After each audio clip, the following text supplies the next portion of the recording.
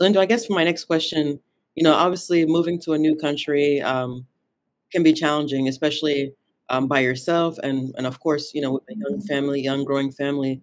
So, what would you say, like, what are some of the adjustments or the biggest adjustments that you've had to make, um, by yourself and also with your family? When you first arrived and when your family arrived, like, what are some of the adjustments that you've noticed? Really, there weren't very massive adjustments. The first real big challenge that I had as a person was moving without my family at first. Moving without my family was not very easy for me to navigate because we've just been married for 2 years, just a very young family. We've been married for 2 years before I left. And in those 2 years, we have not stayed for 48 hours without seeing each other. Like, we are always together. I don't get to travel. We don't get to travel generally. Even if she's going to her parents' place, it's I get to still see her within the week. Like, I can literally have to go there every day after work, see her before going home. So being apart for, I think the very first time we were apart for more than 1 year, more than 1 year. And at the time I left, my son, we had a son, and my son was just 11 months old. So having to leave my son at that point in time, that's not the plan I had for family. I had told myself that I want to be in my son's life every day of his life. I want to watch every aspect of his growth, of his development. I wanted to be there for him. But having to be away, it wasn't very easy for me to navigate, but we had to do it. And there are very emotional moments when he doesn't understand FaceTime. He doesn't understand that we have to talk on video. So when he sees a video call, he's believing that he's talking to his daddy. So if he has biscuits, he wants to give them to me. He wants to pass something across to me. So daddy, take. And I feel very emotional that I can't just reach out and grab that from him.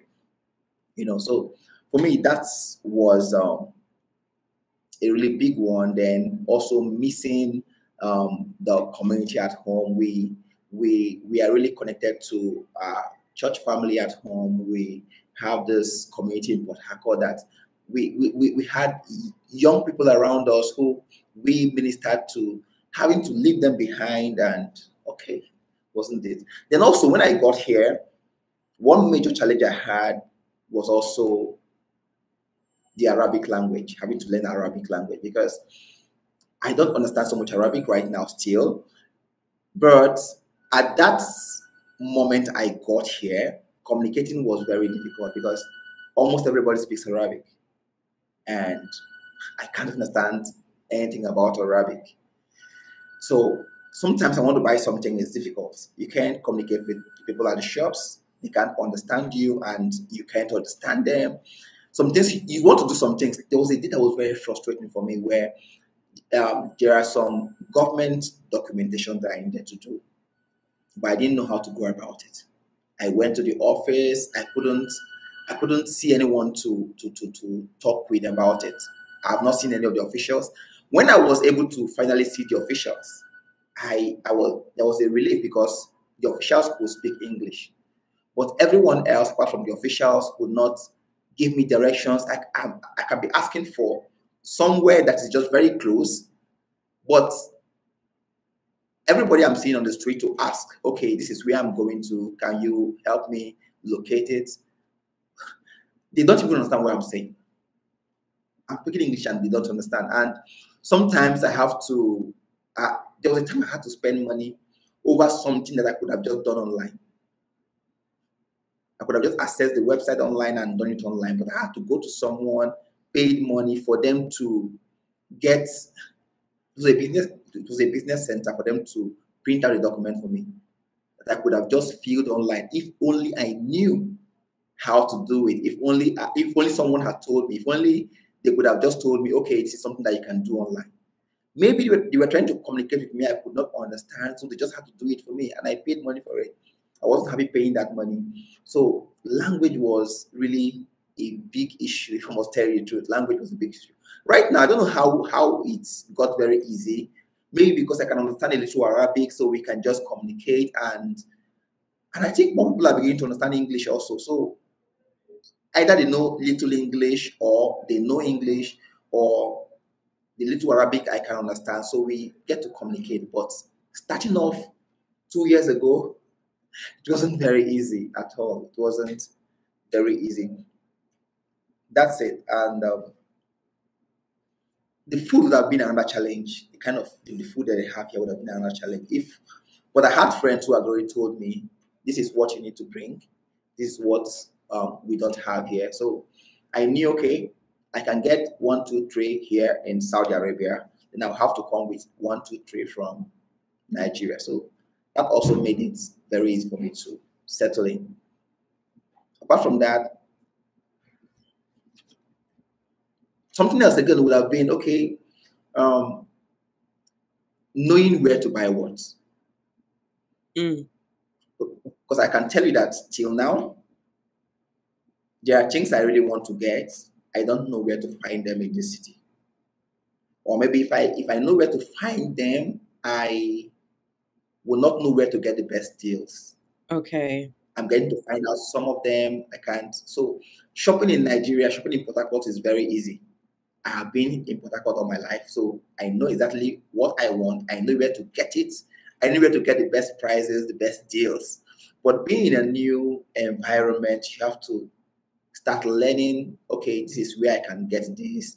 You have to ask someone. Sometimes you just stumble on it.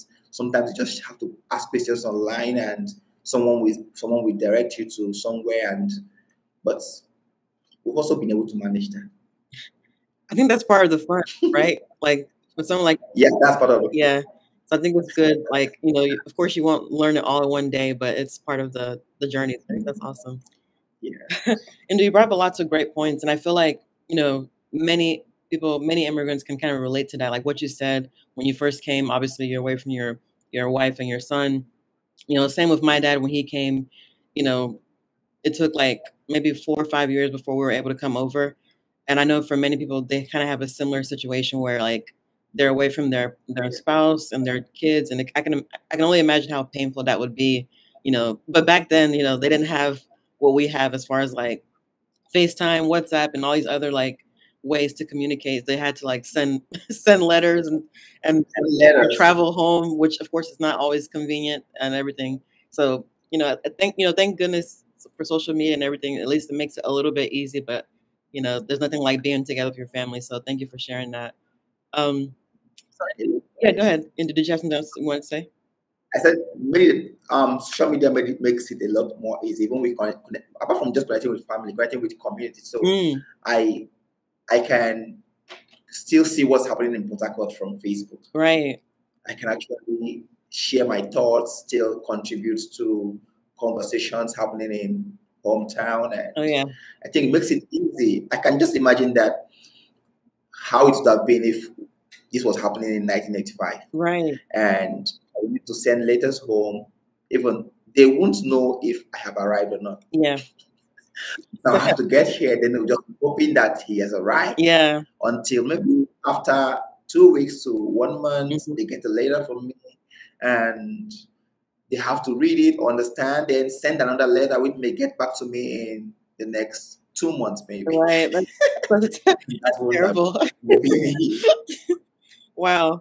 I don't know how they coped. Really, I don't know how our parents coped, but I know. I guess they were born for that generation. That's true. That's true. Wow, and you actually said something that's very powerful, and we're going to discuss a little bit more later.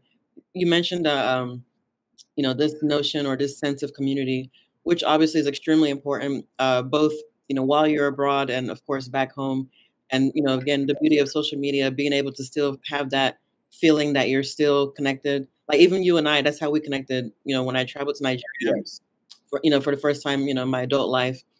When I came back, obviously, I really wanted to connect with people back home and kind of learn more about Nigeria for myself as a 21-year-old as of that time.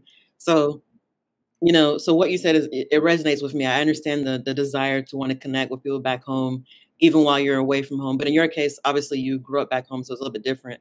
than, in my case, I came here as a kid. So, but yeah, I love all that. We'll discuss that a little bit more later.